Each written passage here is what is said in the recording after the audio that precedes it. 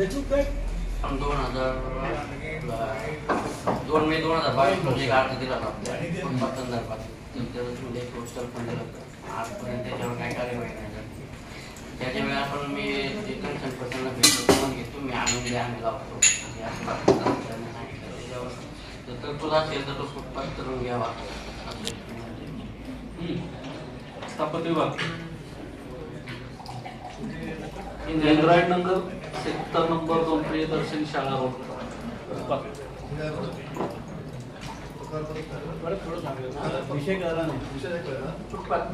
इंद्रायणी नगर sector number 2 Priyadarshan शाळा road 14 फुटी रोडवर फुटपाथ करण्याबाबत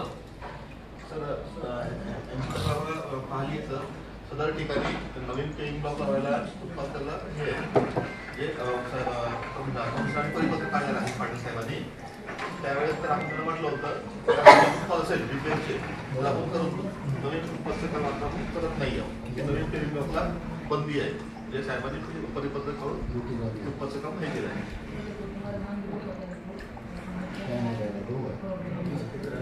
ऑलरेडी त्यांना ऑलरेडी पण मी भेटून सांगितलं होतं का जुने फुटपाथ आहेत घ्यायचे. त्यांना लेखी कळवा. मग तसं फुटपाथ आहे जो तो रेट आहे म्हणजे हाईटवर आहे, जवळपास इकडे हाईटला आहे.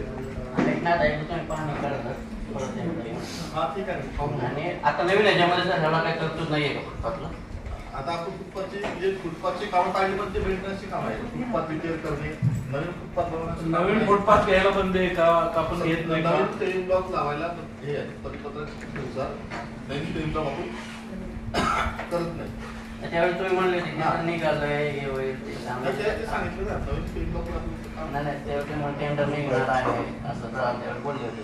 ते आता निघालं तुम्ही बसून द्यावे म्हणजे माझं हे नाही आहे. जर निघाला असेल तर तुम्ही बसून द्यावी विनंती आहे. ठीक आहे. आणि जर तुमच्याकडं दुरुस्त करून देणार तर दुरुस्त करून घ्या. ठीक आहे, पाहून देतो.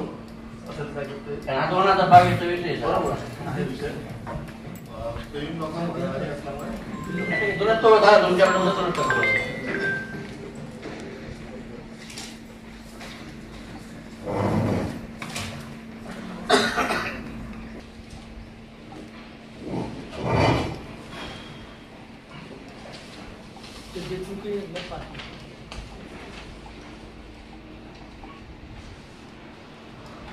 एकदम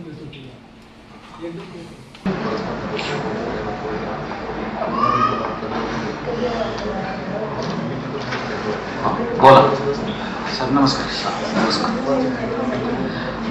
काही मुद्दे मी सोबत जोडलेत, काही पत्रावरती घेतो. पण इथं स्वप्ननगरी ते संतोषी माता चौक हा जो रस्ता आहे ना, तो रस्ता मुळातच बारीक आहे. आणि त्या रस्त्यावर परत स्मार्ट सिटी योजनेअंतर्गत फुटपाथचे रुंदीकरणाने सायकल ट्रॅक असं केलेलं आहे. त्यामुळे तिथं वाहतुकीची समस्या एवढी आहे. मोठ्या रस्त्यावर जिथं मोठे रस्ते आहेत 60 मीटरचे 30 मीटरचे रस्ते आहेत त्या ठिकाणी निश्चित तुम्ही खर्च करा. पण ह्या ठिकाणी अशी कामं करणं हे मुळात जनतेला त्रास देण्यासारखं आहे. आधीच तिथे लोकांना चालायला जागा नाही, फुटपाथवर गाड्या आहेत, फुटपाथवर धंदे आहेत आणि रस्ते बारीक झालेले आहेत. तर नागरिकांची विनंती, ईमेलवर सुद्धा मी आयुक्त साहेबांना कळवलंय, काल तुम्हाला सुद्धा मेल केलेला आहे मी, तर त्याची दखल घेतली जावी. हे माझं एकट्याचं वैयक्तिक कारण नाही. तुम्ही स्वतः सुद्धा तुमच्या कुटुंबासह जर तिथं फिरायला गेलात तर तुम्हाला ती अडचण लक्षात येणार आहे. त्याची दखल घ्या. दुसरा मुद्दा मी मागच्या वेळेस पण सांगितलं होतं, गेल्या 6 महिन्यापासून पाठपुरावा करतोय की जनसंवाद सभा ही जनतेसाठी आहे. आयुक्तांना तुम्हाला सुद्धा मी पत्रव्यवहार केलाय, माहिती पाठवली. आज माझ्या परिचयातल्या कितीतरी लोकांना त्यांचे मुद्दे मांडायला यायचं होतं इथं, पण कामगारांचं शहर आहे आपलं, रोजानी लोकांना कामावर जावं लागतंय. त्यामुळे लोकांना सोमवारी येणं होत नाही. तुम्ही महिन्यातनं 2 दिवस कष्ट घ्या आणि तुम्ही जनसंवाद सभा रविवारी घ्या. लोकांना निमंत्रण नाही तुमच्याकडनं. 90% शहरातील लोकांना माहित नाही की जनसंवाद सभा काय आहे आणि ती कशासाठी असते. आता तुमचे अधिकारी गप्पा मारत बसलेत, गांभीर्य नाही कशाचं काय चाललंय. तर ह्याच्यावर साहेब तुम्ही एकदा तुमचं मत आम्हाला कळवा. नाही म्हणून सांगितलं तरी कळवत की आम्हाला बाबा आम्ही आमची सुट्टी का व्हायला घालू, असं जरी उत्तर दिलं तरी मी ऐकून घेऊ, आम्हाला काही दुःख नाही त्याचं. दुसरं, नेहरूनगर चौकात संतोषी माता चौक आहे आणि तिथून एक 20 मीटरवर एक मोठं हॉटेल आहे आणि राजकीय व्यक्तीशी संबंधित ते हॉटेल आहे. त्या हॉटेलच्या एकदम समोरच्या बाजूला जे स्मार्ट सिटी योजनेअंतर्गत काम केलेलं आहे ते अपूर्ण ठेवलं आहे. का अपूर्ण ठेवलं आहे हे सगळ्या जगाला माहिती आहे. ते मला फक्त तुमच्या अधिकाऱ्याकडनं ऐकायचं आहे. तिथं भिंत बांधलेली नाही, कारण फुटपाथवर चढण्यासाठी गाड्यांना ट्रॅक केलाय आणि तिकडून पलीकडे गाड्या पार्क करता येण्यासाठी ती खास माणसासाठी खास सोय करून दिलेली आहे. ते काम अपूर्ण ठेवण्याचं कारण काय आहे? कोण सांगणार साहेब? कोणाची जबाबदारी? स्मार्ट सिटीचं काम कोण बघतं त्या फुटपाथचं? सगळ्या जगाला माहिती आहे. मी नाव घेऊन सांगू शकतो ते कोणासाठी केलंय. मला तुमच्याकडनं ऐकायचंय.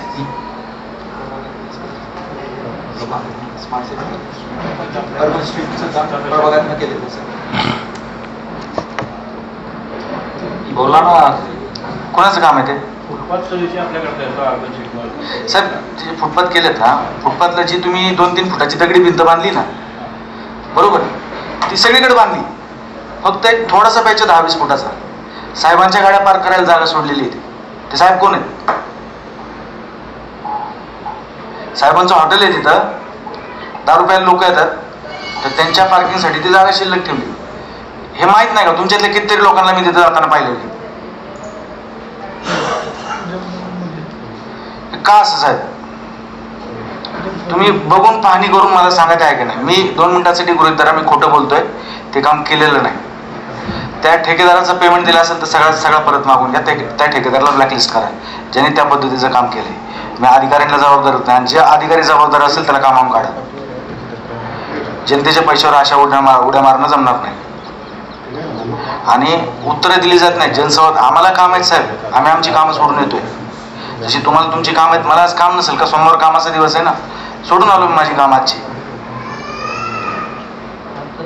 कोण उत्तर देईल साहेबाचं? मला उत्तर द्या, थोडक्यात उत्तर द्या. दलाल आहे म्हणून सांगा, आम्ही घाबरतो म्हणून सांगा, आम्ही ऐकून घेऊ आणि काहीच तुम्हाला परत काहीच नाही त्रास देणार. सोडून देऊ विषय. कोण आहे जबाबदार अधिकारी त्याला? सगळेच.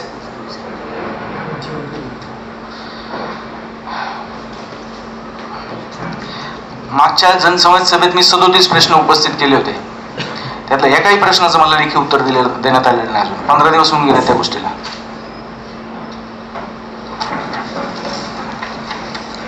म्हणजे आम्ही काय आमचे कागद देतोय हे काय तुम्हाला दुपारचा जेवणाचा डबा खायला देतोय का? मागच्या जनसंवाद सभेत त्यांचे 37 प्रश्न होते. कोणी काय काय कारवाई केली, काय पूर्ण झाले. वॉटर सप्लायचं कनेक्शन दिलेलं आहे मी. सांगितलं त्यांना लेखी द्या. कसं आहे की तुम्ही मी तुम्हाला जे लेखी दिले ना त्याचा जबाब मला लेखी द्या. मी उद्या म्हणणार तुम्हाला फोनच नाही केला, मग तुम्ही लिहून द्यायचे काय केलं ते? नाही कसं आहे माहिती आहे सर, आपली फोनवर चर्चा झाली. 100% झाली. तुम्ही काम केलं. दत्त मंदिरासाठी तुम्ही जे कनेक्शन मागता, ऑफिशियली मी तुम्हाला म्हटलं की मला तसं देता येत नाही. फक्त कसं आहे की आता त्याचं ॲप्लिकेशन नाही. आज जे मी दिलं आहे ते सार्वजनिक सांगतो की ते अनऑथराईज कनेक्शन आहे माझ्या लेवलवर. मी ती म्हणजे जनसंवादमध्ये तो प्रश्न उपस्थित झाला, त्या अनुषंगाने मी ती कारवाई केलेली. ती मला ऑन रेकॉर्ड देणं जरा योग्य वाटत नाही. ठीक आहे, हरकत नाही साहेब, त्या सहकार्याबद्दल धन्यवाद. पण तिथं पाण्याची टाकी फुटलेली आहे, त्याच्यासाठी मी मागणी केली होती. 1000 लिटरची टाकी साहेब 2,500-3 हजार रुपयात भेटून जाईल. ती टाकी तेवढी बसून द्या. तिथं सकाळ संध्याकाळ सांगितलं होतं तुम्हाला. बरोबर साहेब.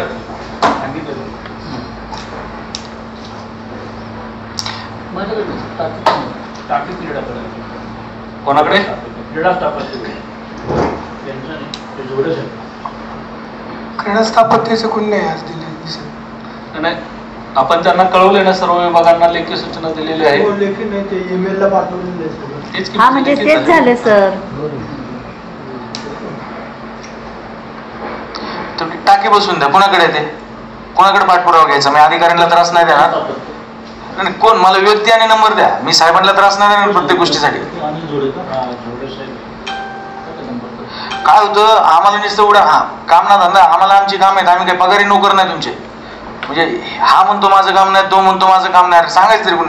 आम्ही टॅक्स देतो आयुक्ताला, कमिशनरच्या नावाने आम्ही टॅक्स भरतो. आम्हाला कामावर निशी मतलब आहे.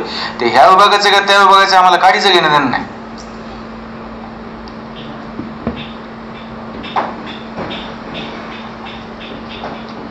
सांगा ना त्यांचा नंबर द्या, कोण आहे ते. तुमच्याकडे नसेल तर त्यांचा नंबर द्या त्यांना. कामानिशी मतलब आहे. देतो मी, देतो ना. सर 2-3 दिवसात बसून द्या. 2.5 दिन माझ्याकडनं पैसे घ्या, तुमच्याकडनं आल्यावर परत द्या, पण आज बसून द्या. बसून देण्याचा विषय नाहीये. जोड्यांचा नंबर देतो मी तुम्हाला. त्यांचा नंबर आहे माझ्याकडे. त्यांच्यासोबत सुद्धा माझं बोलणं झालंय. त्यांनी सांगितलं बजेट नाही, अमुक नाही तमुक नाही. तुमचं झालं की माझं आणि त्यांचं पण बोलणं झालेलं आहे. मी काम होत नाही, आम्हाला काम होण्याशी मतलब आहे साहेब. आम्ही टॅक्स देतो ना पालिकेला, आमच्याकडनं घरपट्टी घेता, पाणीपट्टी घेता, आम्ही श्वास घेतो त्यासाठी पर्यावरण कर घेता, काय घेत नाही तुम्ही आमच्याकडनं?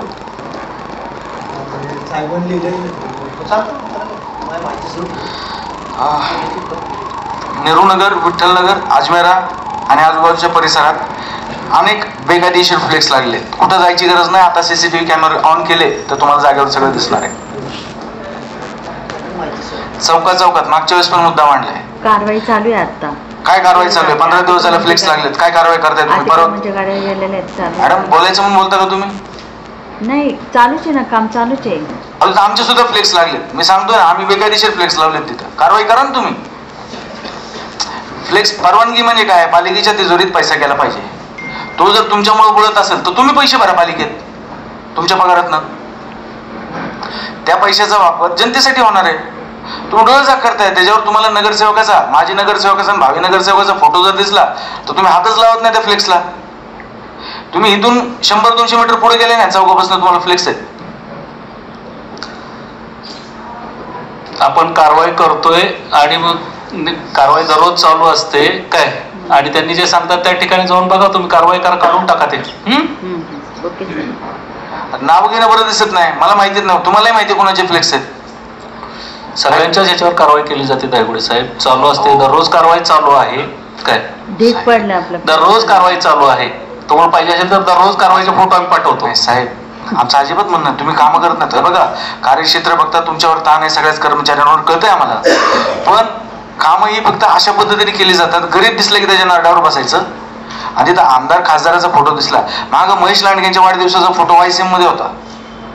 लावू शकतो का फोटो? YCM मध्ये फ्लेक्स लावू शकतो का? तुमच्या कार्यकक्षेत येतं नाही तर मला माहित नाही लावू शकत ना. YCMच्या आत महेश लांडगेला वाढदिवसाच्या शुभेच्छा देत आहे. झोपलाय टीन तिथला. कारवाई करा. अतिक्रमण कारवाई करा. नाही, फ्लेक्स लागू द्या. हो, पैसे घ्या.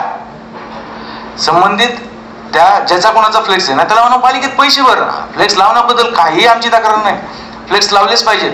आणि जनसंवाद सभेचे साहेब तुम्ही आहे ना, 1-2-3 दिवस आधी पालिकेने फ्लेक्स लावले पाहिजे प्रभागात, की जनसंवाद सभा तुम्ही तुमचे प्रश्न मांडा. आणि विनंती आहे साहेब, तुम्ही महिन्यातनं 2 वेळा घेताना महिन्यातनं एकदाच घ्या, पण रविवारी घ्या. आता एवढं पोट तिडकीने मी तर बोलायला साहेब. काल एक पोरगं मला भेटलं. आपलं हॉकी स्टेडियम तुम्ही कंत्राटी पद्धतीवर चालवायला दिले. ते पोरगं नॅशनल खेळले, नॅशनल प्लेअर आहे. दिवसा कुरिअरचं काम करतोय आणि रात्री रिक्षा चालवतोय. धनराज पिल्ल त्याच्याकडे 2-3 त्याच्या काय ट्रिक्स आहेत ना त्या शिकायला येतोय त्यावेळेस यायचा. इतकी चांगली पोरं आहेत आपल्याकडे. नगरपालिकेच्या शाळेतलं पोरगं. कुठं जायचं आहे गरीबाच्या पोरांनी? त्यांचं म्हणणं काय, आम्हाला दिवसातला 1 तास द्या. तुम्ही दिले ना खाजगीकरणाला, आम्हाला 1 तास सराव लागेल. त्या पोरांना स्वतःचा खेळ जिवंत ठेवायचा आहे. त्यांना स्वतःला शिकून नवीन पिढी घडवायची. पैसे नाहीत कमवायचे साहेब. त्यांचा संपलंय आता, वय झाले 35-40 वय झाले त्यांचं. पण त्यांना पुढच्या पिढीसाठी करायचंय. तुम्ही ₹1-2 लाख घेऊन काय असं करणार आहे? एक तासाची तेवढी सवलत लिहून द्या साहेब. खेळाडूंना तुम्ही 1 तास ते मैदान उपलब्ध करून द्या मोफत. मी तुमचा नंबर देतो क्रीडा विभागाचा. त्या पोरांना 1 तासासाठी तुम्ही मैदान उपलब्ध करून द्या. हात जोडून विनंती देतो मला. सर, ते तिथे आहे ना, ज्या महाराष्ट्र ऑलिम्पिक संघटना आहे, हॉकी संघटना, त्यांच्या अंतर्गत त्यांनी ते चालवायला घेतलेलं आहे. तर त्यांचं असं आहे, जी मुलं आपली गरिबाची असतील त्यांना आपल्या शाळेतून, क्रीडा प्रबोधिनीतून स्वतः तिथं प्रॅक्टिसला जातात, पण मुलंच आपली जात नाही. सर, पालिकेच्या शाळेत पोरच किती राहिले? तुमच्यातलं एकाच पोरगा पालिकेच्या शाळेत नसेल. क्रीडा प्रबोधिनीची सर सांगतोय मी तेच. क्रीडा प्रबोधिनी शाळा सोडली ना, बाकीच्या शाळांमध्ये पोरच नाहीत पालिकेच्या. म्हणजे ज्याला खायलाच भेटत नाही ना, अशीच लोक फक्त तिथे जातात. तुमच्यातलं एकाच पोरगा दाखवा. अख्ख्या पिंपरी-चिंचवड नगरपालिकेतल्या शिपायापासून त्या आयुक्तापर्यंत एकाच पोरगा मला पालिकेच्या शाळेत दाखवा, क्रीडा प्रबोधिनी सोडली तर. सर, माझी मुलगी पालिकेच्या शाळेत शिकलेली लहानापासून. साहेब, मी शिकलोय ना. आत्ताच दाखवा ना मला. माझी मुलगी. मग आत्ताच दाखवा आता विषय मध्ये एकाचे तरी सांगतोय मी. आत्ताच सांगतोय. आता मुलं मोठी झाल्यावर कशी काय आता शिकतील? अहो साहेब, तुमचं सोडा ना. तुमची मुलं मोठी काय असतील ना. त्यांचे हे पहा, त्यांची मागणी काय त्याची नोंद घ्या आणि त्याप्रमाणे तुमच्या विभागामार्फत काय कारवाई करता येते का ते करा. नसेल तर त्यांना काय असेल ते लेखी उत्तर द्या. हा. परत सुशोभीकरणासाठी चौकात जे प्लास्टिकचे पुतळे लावलेत कुठं सैनिक बसवलाय, कुठं असा हात करून त्यात पोरगी आहे, कुठं नटबोट लावलेत, त्याची स्वच्छता होत नाही. मागं पण तक्रार दिली होती. ते इतकं घाण झालंय ना, सुशोभीकरणासाठी बसवलंय, ते चांगलं दिसण्यासाठी तिथं, घाण दिसण्यासाठी अजिबात नाही. तर त्याची स्वच्छता केली पाहिजे वेळेवर. आणि ते यशवंतनगर चौकातलं ते नटबोल्टचं जे शिल्प आहे ते काढून टाकण्याची मी मागणी केली आहे. पलीकडचा सिग्नल दिसत नाही, जीव जाईल एखाद्याचा कोणाच तरी. दुसरं काहीतरी बसवा तिथं, किंवा नटबोल्ट बसवायचे ते छोटे बसवा. ते एवढं मोठे साहेब आहे, ह्याच्यापेक्षा मोठे ते, पलीकडचं काहीच दिसत नाही.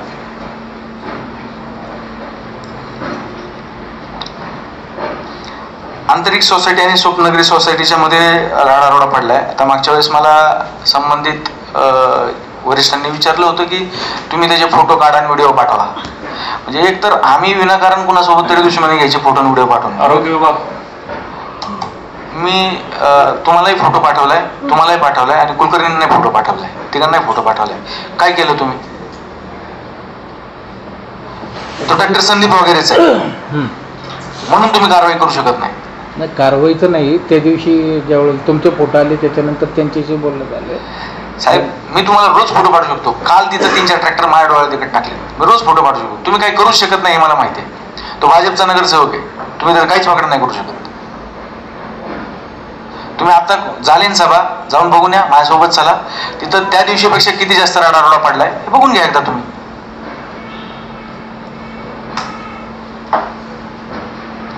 तुम्ही पक्षपातीपणा किती करणार मला समजत नाही. उचलणं तर माझं काम नाही. तुम्ही ट्रॅक्टर जप्त केला का? मी फोटो पाठवला का नाही? मला माहिती होतो संदीप वगैरेच आहे, तरी मी पाठवला का नाही? अहो, इथं नगरसेवकच्या नादाला लागत नाही कोण. तो स्थायी समितीवरचा माणूस आहे, त्याचे फोटो पाठवलेत मी तुम्हाला. आमचा व्हायचा संतोष देशमुख अशाने होईन का नाही?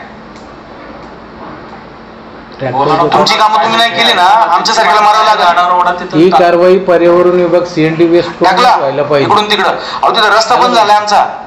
ही पर्यावरण विभाग सीएनडी वेस्ट कडूनच व्हायला पाहिजे.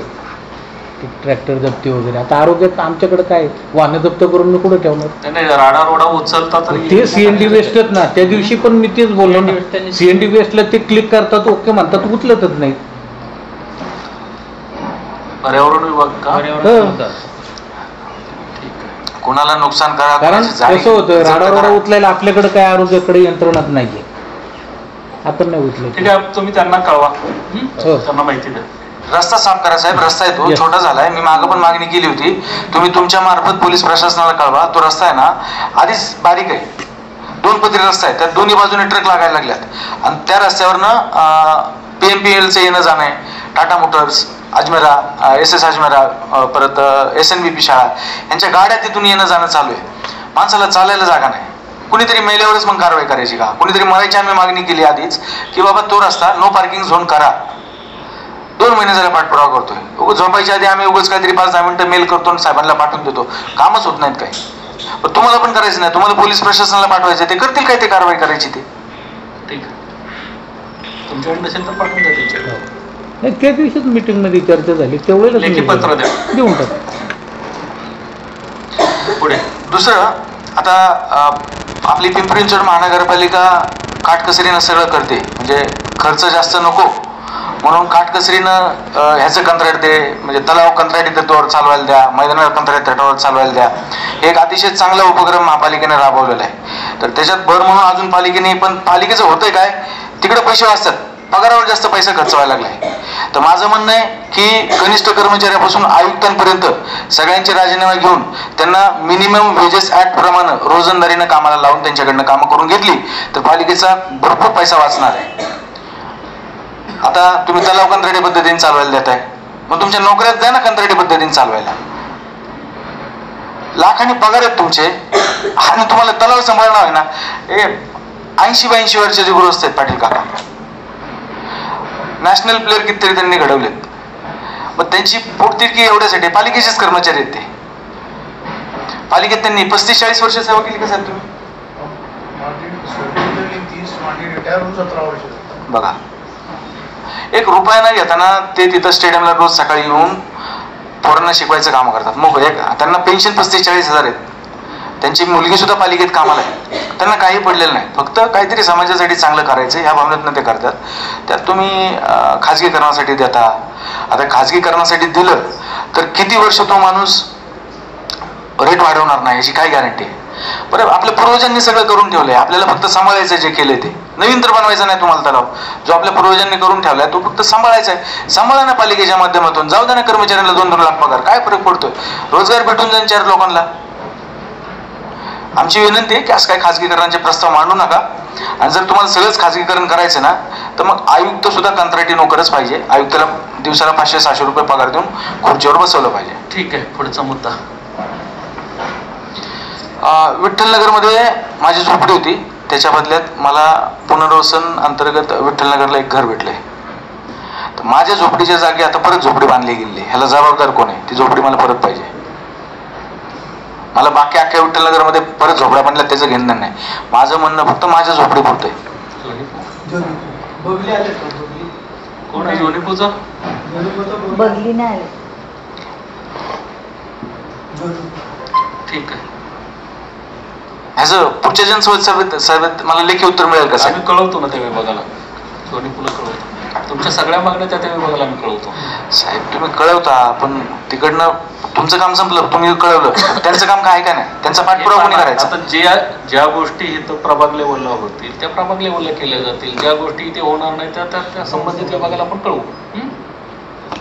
त्या ठिकाणी जर कागदावर तिथं वस्ती नाही, रेकॉर्डनुसार तिथली वस्ती उठवली, त्यांना पुनर्वसन अंतर्गत घरं दिलेत, तिथं तुम्ही पाणी कोणासाठी देताय? तिथला पाणी पुरवठा सुरळीत आहे, कोणासाठी पाणी देताय? जर तिथं लोकच राहिले नाहीत तर लाईट कोणासाठी देताय? अख्खी बोगस लाईट आहे, कोणी कारवाई करत नाही.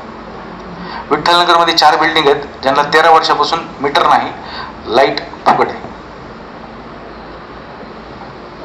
मग तुम्हाला कुठेतरी ऍडजस्टमेंट करायचीच ना, मग कुठेच करू नका, कारवाई कोणावरच करू नका. सरसकट तुम्ही शांत बसा. तुम्हाला कोण बोलतंय का? तुमचा कोण पगार कापतंय का? अतिक्रमणची कारवाई माझ्या वेळेस मागं वजीर शेख आले होते, तर त्यांनी सांगितलं होतं की ते वकील बसतात तिथं. कुठलाही व्यवसाय फुटपाथवर सरकारी जागेत करणं हा व्यवसाय. कोणी भाजी विकली काय आणि कोणी वकिली करून दिवसाला 5,000 कमवले काय? व्यवसाय तो व्यवसाय. कारवाई झाली पाहिजे, नाहीतर मग कोणावरच नाही झाली पाहिजे. ठीक आहे, घ्या पुढचा मुद्दा. साहेब घ्या म्हणतो आम्ही, मागच्या वेळेस पण तेच घेतले, ह्या वेळेस पण तेच घेतले, पुढच्या वेळेस पण तेच घेणार. आमचं आयुष्य त्यात निघून जायचं. आमची काय टिंगल टवाळी चालली काय? आम्हाला आमचं म्हणणं काय साहेब, मग सहकार्याची भूमिका सगळ्यांसोबत घ्या, गोरगरिबांना त्रास नका देऊ. तुमचे मुद्दे ऐकून घेतले, तुमचे मुद्दे लेखी आहेत, बरोबर आहे. हा, मग मागच्या वेळेस लेखीच मुद्दा दिला होता, वकिलांना तिथल्या सगळ्या बाजूला काढा. अजून पण तिथे वकील बसलेत, का बसलेत? कोण देते उत्तर? नाही केली होती त्यावेळेस कारवाई, आणि इव्हन ती लोक सगळे साहेबांकडे पण आलेले आहेत, आयुक्तांकडे पण गेले होते, आम्ही पण होतो. आम्ही केली ती कारवाई. कारवाई आपण केली होती, चालू आहे. त्यांना पर्यायी जागा द्यायचा विषय चालू आहे, आयुक्त साहेबांच्याकडे ती चर्चा झालेली आहे, त्याच्यावर कारवाई आमची चालू आहे. ठीक आहे. मी अतिक्रमण विभागाचं काम कोण बघतोय इथं? आम्ही 2 जण आहेत, एक कुंभार सर आणि एक वायकर. अच्छा, मला वाटतं मॅडम तुमचं माझं फोनवर पण बोलणं झालंय. मी मागं पण लेखी दिलंय. पिंपरी चिंचवड शहरात ही नगरपालिका स्थापन झाल्यापासून जेवढे पण आजी माझे आमदार आहेत, खासदार आहेत आणि नगरसेवक आहेत, सगळ्या पक्षांचे, अगदी अपक्ष सुद्धा, त्यांच्या घरांचा, त्यांच्या नातेवाईकांच्या घरांचा, त्यांचे जे काही व्यवसायाची ठिकाणे असतील त्याचा सर्वे करा. आता ते कुठं राहतात हे तुम्हाला थोडं त्यासाठी त्रास घ्यावा लागणार आहे. त्यांची घरं अतिक्रमित आहेत का नाही याची माहिती आम्हाला पाहिजे. नाही, माझं फक्त फुटपाथशी संबंध आहे, ते बाकीचं नाही मग मला माहिती आहे. आता ते व्यवसायाचं आणि बेकायदेशीर बांधकाम कोणाकडे येतं? मग ते बेकायदेशीर बांधकाम सिव्हिलकडे येतं का? बेकायदेशीर बांधकाम सिव्हिल. हा मॅडम, पिंपरी चिंचवड शहरात जेवढे पण विलास लांडे, महेश लांडगे, अजून जे कोणी असतील, विलास लांडे माजी आमदार आहेत, महेश लांडगे विद्यमान आमदार आहेत, आणि प्रभागातले जेवढे कार्यक्षेत्रात येणारे सगळ्या पक्षांचे अगदी अपक्ष सुद्धा आजी माजी नगरसेवक, त्यांच्या घरांची, त्यांच्या हॉटेलांची तुम्ही पाहणी करा. तो अहवाल आम्हाला सादर करा. एकही लोकप्रतिनिधी याने बेकायदेशीर काम केलेलं नाही असं तुम्ही माहिती आम्हाला द्या, आणि मग तुम्ही गोरगरिबांवर कारवाई करा. आणि शेवटचा मुद्दा आहे, जनसंवाद सभेत नागरिक जर प्रश्न मांडत असतील आणि संबंधित अधिकारी त्याला उत्तर देत असेल तर त्याचं आम्ही चित्रीकरण करू शकतो का? मग मागच्या वेळेस काय अडवलं होतं साहेब? याची माहिती आपल्याला दिली जाईल. तुम्ही आता लेखी प्रश्न उपस्थित केले. ठीक आहे ठीक आहे ठीक आहे, धन्यवाद. वर्षापूर्वी फुटपाथ ते बनवलेले, ते जे ब्लॉक काढलेले त्यांचे कोबा करून बनवलेले चांगली गोष्ट. परंतु त्यानंतर आता 6-7 महिने झाले एका साईडला पूर्ण म्हणजे एक ट्रेड करून गेले 1 किलोमीटरचे खड्डे 1-1 फुटाचे फुटपाथ. ज्येष्ठ नागरिक मुलं शाळेतून सुटणारे, म्हणजे आपल्या इथे शाळा, इथे 4-5 शाळा आहेत, वसंतदादा पाटील घ्या, प्रियदर्शन घ्या, त्यासाठी येणारे खानावाडीतून येतात, ते अतिरिक्त भागातून येतं म्हणून अक्षरशः रस्त्यावरून चालतात. असं दोघांची तरा नाही. स्थापत्य विभाग खड्डे आहेत रस्त्यावर फुटपाथ, म्हणजे फुटपाथ खड्ड्यात एका खड्ड्यात फुटपाथ येतेच करतो.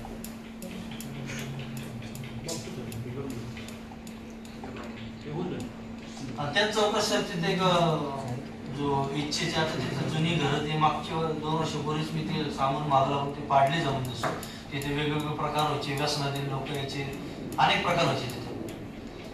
ते पाडण्यात आले, मी महापालिका नियोजन करून पाठपुरावा करून पाडलं ते. पण त्या चौकात असं तिथं लाईटच नाही, 6 लाईट्स आहेत, एकच लाईट चालू.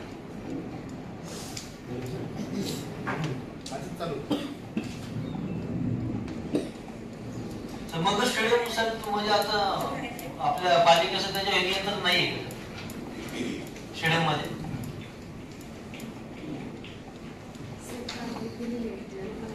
मगर स्टेडियम बांधा, वापरा आणि हस्तांतरित करा. आम्हाला माहिती नाही होती, पण क्रीडा विभागाच्या ताब्यात नाही. म्हणजे आता म्हणजे पालिकेच्या ताब्यात नाही का? तिथं कोणच नाही सर, तिथं तेव्हा वालीच नाही त्या स्टेडियमला. कोणी येते, कोणी खेळते, खड्डे करते, माती उपसते.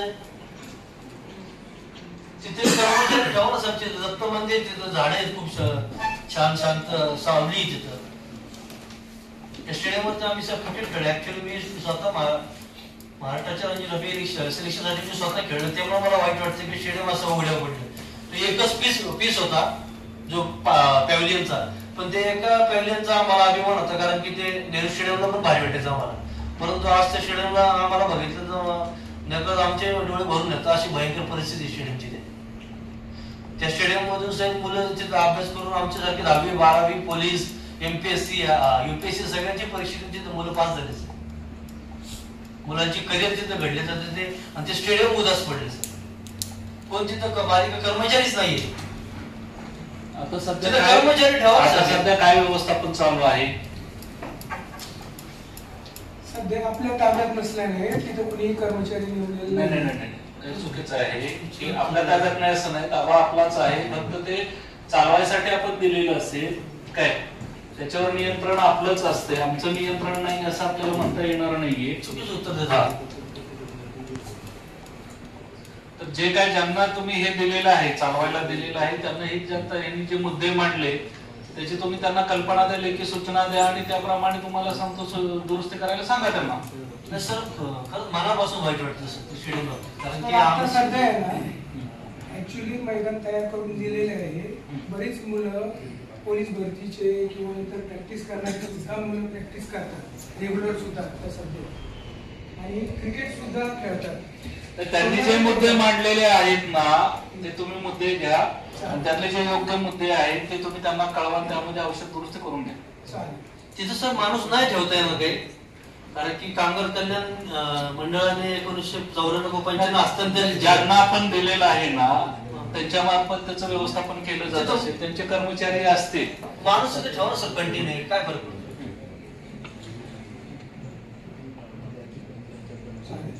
ठीक आहे.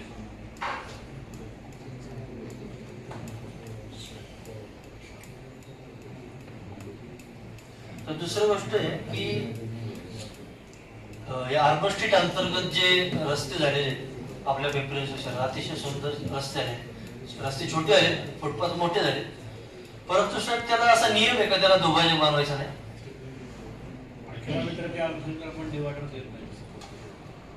डिवायडर देत नाही. मग महिंद्रा रॉयल कॅस्टल, सॉरी महिंद्राची इमारत आहे, महिंद्राची कामगार कल्याण आपलं कामगार नगर ते रसायन चौक अजमेरा, तर तिथं 4 ठिकाणी 4 दुभाजक काय दिलेत? मग तिथं पण अर्बन स्ट्रीट आहे ना, कामगार चौक नगर चौक, तो अजमेरकडे जातो मतदार, महिंद्रा रॉयलची सोसायटी आहे मोठी, रसन स्वीट्सकडे जातो बरोबर. तर त्या ज्या इमारती आहेत तिथं त्या ठिकाणी 4 दुभाजक दिले, ते पण ऑर्गोस्ट्रीट अंतर्गत तयार केलं असतंय. मग त्या महिंद्रा रॉयल सोसायटीच्या लोकांसाठी एवढी मेहरबानी आणि नेरनगर मधल्या लोकांसाठी नाही असं काय? इथं काय अडचण? इथं तर त्याच्यापेक्षा मोठे रस्ते, मला वाटतं रुंदी त्याच्यापेक्षा जास्त आहे. इकडनं झिरोवाईज कडून जाणार का रस्ता? सर कामगार चौक, इच्छा मैदान, भरतू चरण जे म्हणतात तो चौक ते शेतकरी अधिकारी मला एक विचारायचे, आमच्या कुलकर्णी होते, त्यांनी शूटिंग काढून आज कसं काय चालू शूटिंग? माणसं बघून चालू आहे तुमचे? किती लोक होते मागच्या वेळेस?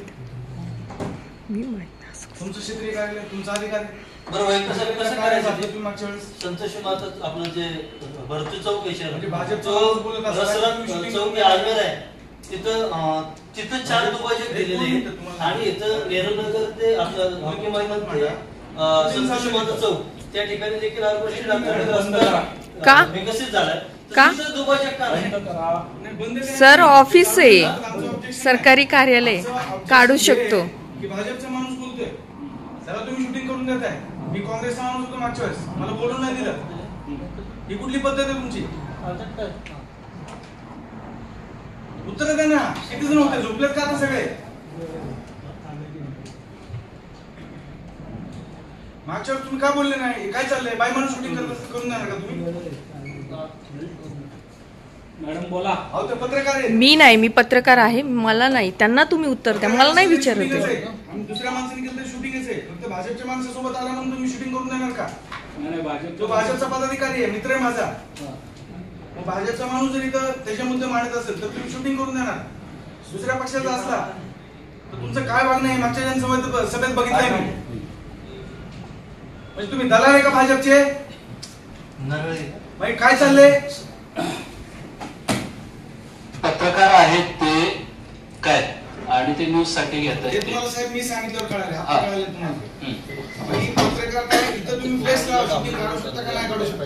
ठीक आहे. तुम्ही मागच्या वेळेस कसं बोलत होता? आम्ही त्या बाबतीत योग्य जी नियमावली आहे ते आम्ही लावून टाका. ठीक आहे. पुढच्या वेळेस असल्या कुलकर्णीला सांगा असले रुबाब करायचे नाही म्हणून. सरकारी नोकरी आमच्या पगारावर जगतोय. स्पष्ट आम्ही नियमाची तुम्हाला कल्पना देऊ सभा चालू होण्यापूर्वी. हाच तो विषय तुम्हाला सांगायचा आहे की नेहरूनगर हॉकी मैदान ते संतोषी माता चौक ऑर्गोस्ट्रीट अंतर्गत विकसित झालेले रस्ता त्या ठिकाणी दुभाजक नकोय अशी कारण मिळतात. तर मग भरतू चौक, कामगार नगर ते रसरन चौक या ठिकाणी महिंद्रा रॉयलची इमारत वसाहत आहे किंवा सोसायटी आहे, त्या ठिकाणी 4 दुभाजक का दिले? मग तिथेच फक्त लोक राहतात का? किंवा नेहरूनगर मध्ये घ्या, अजमेरामध्ये फ्युजन पार्क पर्यंत घ्या, त्या ठिकाणी लोक राहत नाही का? मग तिथं रस्ता दुभाजक का नाहीये? मग तो पण काढून टाका. वायकर साहेब त्यांना उत्तर द्या. त्यांचं जे काय म्हणणं आहे की डिवायडरचा नियम काय आहे, त्यांनी उल्लेख केलेला रस्ता आहे तिथे डिवायडर घेता येईल का? जर घेता येत नसेल तर बाकीच्या ठिकाणी कुठल्या नियमाने घेतलेले त्याची त्यांना माहिती द्या. नाही त्याच्यावरती म्हणजे मला हे मी वर्षभरपासून ओरडतोय साहेब. आणि साहेब तुमच्याकडून नरळ साहेब तुम्ही एक कार्यक्षम अधिकारी आहात आणि मागच्या वेळी देखील आल्यावरती त्याच्यावरती तुमच्याकडून काय कार्यवाही झाली त्याचा मला आनंद आहे. परंतु आज या ठिकाणी मी तुमच्या समोरच्या विषय का बोलतोय की उत्तर मला नको साहेब. कारण का मी ते रंगण्यासाठी साहेब तिथं आतापर्यंत ह्या संतोष माता चौक ते हॉकी मैदान या ठिकाणी 30 ते 35 अपघात माझ्या समोर झाले. माझं काम असं आहे की मला डेली बँकेच्या कामानिमित्त फिरावं लागतं. संध्याकाळी माझं कलेक्शन असतं बँकेचं, त्या संदर्भात मी फिरत असतो. तिथं ज्योतिर्लिंग शाळा आहे लहान मुलांची, वसंतदादा पाटील शाळा आहे, प्रियदर्शनी शाळा आहे. तर त्या ठिकाणी रमणर मारतात म्हणजे नुसते पट्टे मारतात, पांढरे पट्टे, त्याला थिकनेस नाही. आणि 5-6 रमणर मारून काय फायदा आहे? त्याच्यामध्ये त्या ठिकाणी साहेब कमीत कमी 15 ते 20 असे रमणर पाहिजे जेणेकरून माणसं थांबले पाहिजे ना. सरळ सरळ रमणरला दुचाकी स्वार फाट्यावर मारतात ते आणि सरळ सरळ सुटतात ते. ऑर्गोस्ट्रीट अंतर्गत रस्ता झालेला ही चांगली गोष्ट आहे, परंतु त्याला रस्ता दुभाजक नसल्यामुळे अक्षरशः PFL ची बस चालू असते शाळा सुटते किंवा तरुण मुलं डायरेक्ट कुठून न घुसून मध्ये घुसतात. रस्ता दुभाजक का नको? कमीत कमी 1 फूट जाडीचा आणि 2 फूट उंचीचा जरी केला तर काय फरक पडणार आहे अशामध्ये? ते नागरिकांच्या हितासाठी जर एवढं जर रस्ता दुभाजक महत्वाचे नसते तर हायवेवरती बघतो आपण 5-10 फुटाचे रस्ते दुभाजक आहे, त्याच्यामध्ये झाडे. मग इथं आम्ही 1 फुटाचा मागतो, 2 फूट उंचीचा मागतो, त्या ठिकाणी का नको? अवलंबून आहे सर. 18 मीटरला आपण देत नाही. अर्धा फुटाचा त्याला बीड कमीत कमी शिस्त लागेल ना. तिला उंची द्या 2 फुटाची, अर्धा फुटीची रुंदी द्या. पण रमदार तरी द्या ना.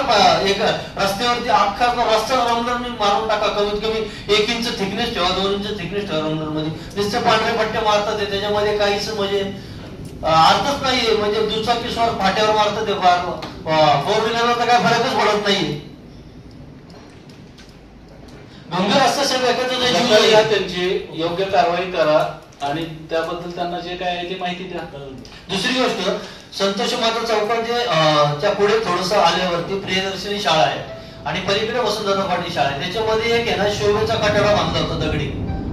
तो नंतर मी मागे वारंवार कमीत कमी लोक तिथं 15-20 लोक धडकले. त्यांची शारीरिक हानी झाल्यावरती मागणी केल्यावरती त्या ठिकाणी त्याची रुंदी कमी केली. आज त्या ठिकाणी PMPL बस सुरळीत जाते. म्हणजे एखाद्याचा हातपाय तुटला किंवा काय गंभीर दुखापत झाली, त्याला काय अपंगत्व आलं, त्यानंतर पालिका जागी होणार आहे का असा माझा नाही. सर्वसामान्य लोक बघतात ना, ते विचार बोलत नाही. त्यांचं आवाज मी इथं तुमच्यासमोर मांडतोच. हेच होतं, इथे येऊन बोलायचं आणि त्या ठिकाणी ते बघणार आणि नंतर ती त्याच्यावरती काही कार्यवाही होणार नाही. कसं चालणार आहे? भयंकर परिस्थिती आहे. रमदार तिथं थिकनेस रमदार तरी मारून द्या. कमीत कमी ज्योतिर्लिंग स्कूल शाळा आहे तिथं सर. तिथं हे मागितलं होतं मी 7-8 महिन्यापूर्वी की तिथं फलक लावाय शाळा आहे नाही का, मुलं पळतात ते दाखवतात ना, तर ते पण नाहीये. किती किलोमीटर प्रति ताशी वेग पाहिजे गाडीचा, तो पण नाहीये. शाळा माझ्या प्रभागात म्हणजे या कमीत कमी 9 ते 10 शाळा आहे सर.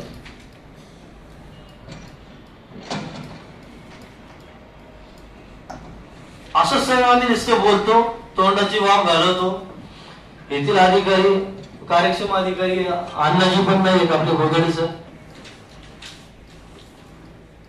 तुमचे जे काही मुद्दे किंवा जे तुम्ही मी तोंडावर करतो सर. म्हणजे असं नाही की मला ह्याच्यामध्ये काय स्वार्थ आहे, काय टक्केवारी, काही तसला प्रकारच नाही. का म्हणतोय? कारण की माझ्या संग घडलेल्या गोष्टी आहेत त्या. मी काय सांगतोय, आता जे काय आपण मुद्दे म्हटले माझा पाय आहे काय त्यांनी त्याची दखल घेतलेली आहे. असं दखल त्यांना तोंडा विचार सर माझ्या समोर. मी हे विषय किती वेळा मांडला, फक्त एकच विचार. बाकी दखल घेतली, दखल घ्या तुम्ही. फक्त दुभाजक आणि रमदारचा विषय मी त्या ठिकाणी किती वेळा मांडला, फक्त तुम्ही एकदा विचारू. फक्त एकदा विचारा, प्लीज विचारा. सर आपण रमदार अगोदर मागून दिले. किती दिवसापासून मी बोलतोय हा विषय, एक विचारा. बोलतायत ना ते म्हणून आपण त्याच्यामध्ये पेंट मध्ये रमदार ह्याच्यामध्ये करून दिलेलं आहे सर्व क्लासमध्ये. आणि स्लोचा बोर्ड पण आहे. एकच बोर्ड साहेब. ठीक आहे, अजून 2 लावून देऊ ना. असं मेहरबानी केलं उत्तर लावून देऊ लावलेच पाहिजे साहेब. ते आम्हाला सांगायला लागतं प्रत्येक गोष्ट.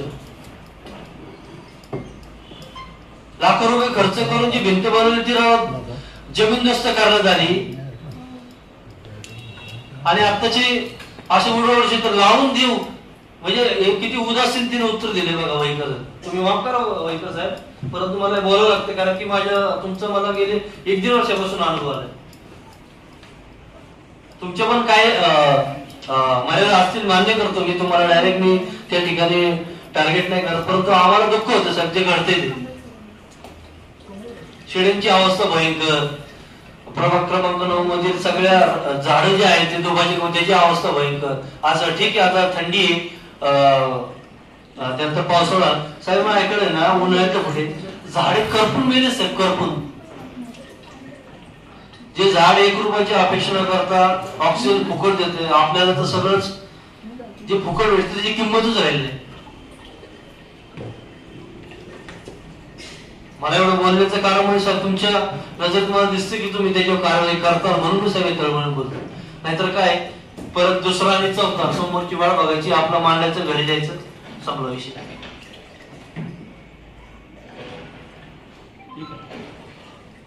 धन्यवाद सर.